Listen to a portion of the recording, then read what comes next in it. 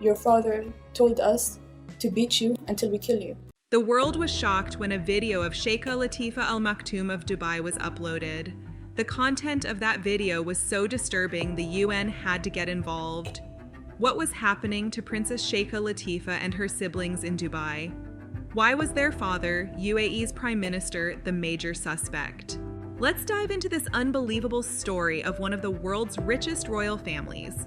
Don't forget to like the video and subscribe to our channel for more amazing content. Let's get started. The Maktoum family is one of the 6 ruling families of the UAE and is Dubai's ruling royal family. Sheikh Mohammed bin Rashid Al Maktoum is the head of the family and Dubai's current ruler. He is one of the wealthiest in the Middle East, if not globally, with an estimated fortune of approximately $14 billion. According to numerous sources, he has been married 6 times and has 23 grandchildren.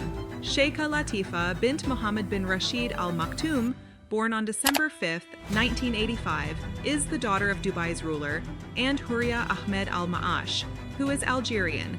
She and her siblings were looked after by their paternal aunt and not by their own mother. Not much is known about her mother, actually. Perhaps these were signs that all was not well in the family, as we soon realize that Princess Latifa has only been putting up a front. She wasn't happy in her home, and the world would be rudely awakened to her horrible reality when a 40-minute video of her planning to escape the UAE was uploaded by her lawyer. This was not the first time one of the princesses would try and escape. Latifa's older sister, Princess Shamsa, had made a previous attempt in 2000, which had failed and ended in her capture. In 2002, inspired by the courage of her older sister, 16-year-old Latifa decided to plan and hatch her own escape. Young Latifa's attempt would be foiled just like her sister's, as she was intercepted at the border between UAE and Oman. Subsequently, she was imprisoned for 3 years and 4 months. She claimed to have been held in solitary confinement, subjected to physical abuse and endured torture. Even after leaving prison, Latifa was under watch all the time, but she didn't give up. Latifa decided to try to escape again. She prepared better by becoming friends with someone who had escaped from Dubai before. She even got foreign advice on her legal status and asylum process from a human rights campaigner and an attorney. After years of planning, Latifa and her Finnish friend, Tiina Jauhiainen, made their move in 2018. Jauhiainen had initially gone to the Philippines to meet former French naval officer and spy Hervé Joubert to put the plan in motion. On February 14, 2018, they reached Oman. From there, they faced some bad weather on a small dinghy. At a point, they transferred to a pair of jet skis, which took them to Joubert and the escape ship, Nostromo, a worn-out yacht, which will take them across the Arabian Sea to India. Unknown to them, Dubai had reached out to the FBI for help in locating Latifa, after which they struck a deal with India in exchange for Latifa's capture. So on the 8th day, off the coast of Goa, the small group of escapees were surprised by smoke bombs going off in their cabins. Latifa quickly sent messages to her foreign contacts asking for help. She and everyone, in complete confusion, rushed the stairs toward the deck of the boat and were faced with a dramatic storming of the yacht by armed commandos who were wielding machine guns and smoke grenades. They had attacked the defenseless small group with 5 naval boats, 2 military planes, and a military helicopter. In an interview, Jauhiainen said the men were basically threatening to kill them. These men were basically threatening to kill us, you know. One of them told me that he was going to shoot my brain out. Thankfully, no one was killed, but Latifa was forced down with her face on the deck. This was the last time Latifa's helpers would ever see her. While Latifa was allegedly sedated and transported to her father, her friends were held in a national security prison for about 3 weeks before being released. After the incident, English and Finnish tabloids were the main sources of news about Latifa. Her pre-escape videos accusing her father of various crimes went viral and also aided her social media awareness campaigns. Jauhiainen, in England, persistently advocated for Latifa's liberation. She and Joubert defied threats from the UAE government to remain silent and held their first public appearance in London. In the wake of the failed attempt and the viral video circulating, the Dubai Royal Court announced Latifa's return to Dubai. And for 9 months, nobody has heard anything from Latifa. Thanks to the uproar by Latifa supporters, UN experts urged the UAE to provide details about her freedom, pointing out that keeping her locked up could be considered cruel, unjust, and degrading. In response, on December 24, 2018, the royal family invited Mary Robinson, former Irish president and UN Human Rights Commissioner, to have a meeting with Latifa. Before the meeting, Princess Sheikha, a friend of Robinson, told Robinson that Latifa suffered from bipolar disorder, which was a lie. As a result, Robinson didn't ask Latifa about her situation because she didn't want to increase the trauma of Latifa's condition. This would be a huge mistake on Robinson's part.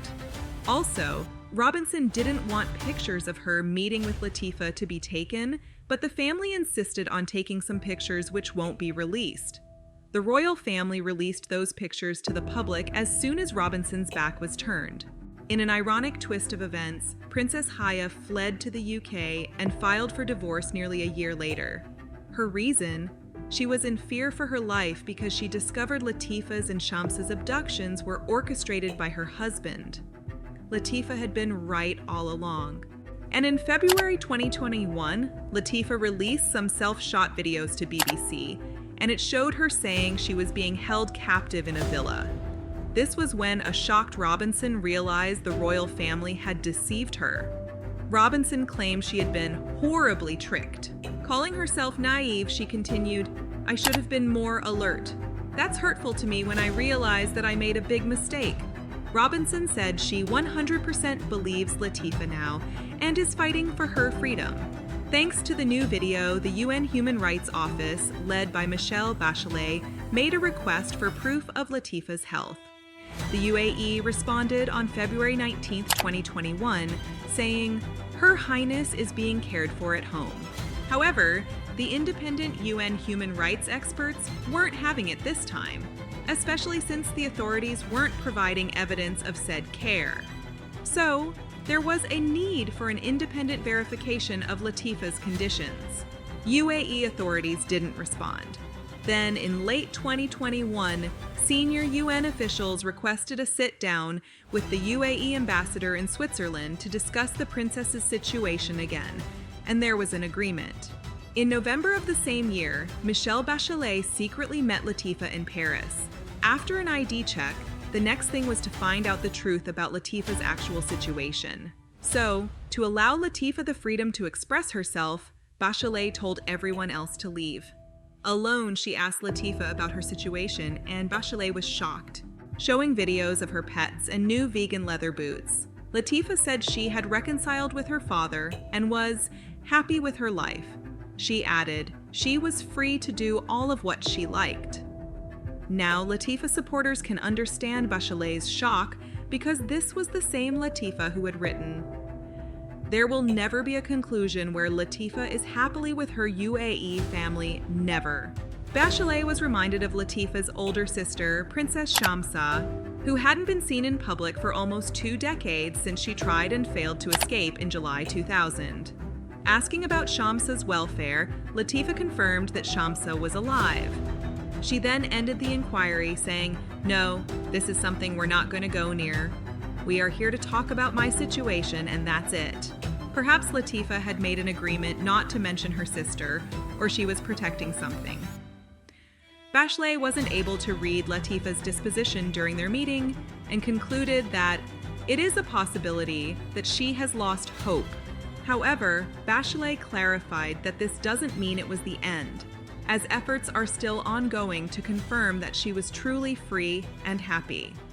Latifa's story resonates with the problems facing women's rights in certain areas of the world, where female members of royal families face serious difficulty because of special diplomatic rights, which makes it harder for the international community to help. Do you think Latifa is truly happy now? Is she hiding an ugly truth about her sister Shamsa? Let us know your thoughts in the comment section below. Don't forget to support our channel by liking and subscribing.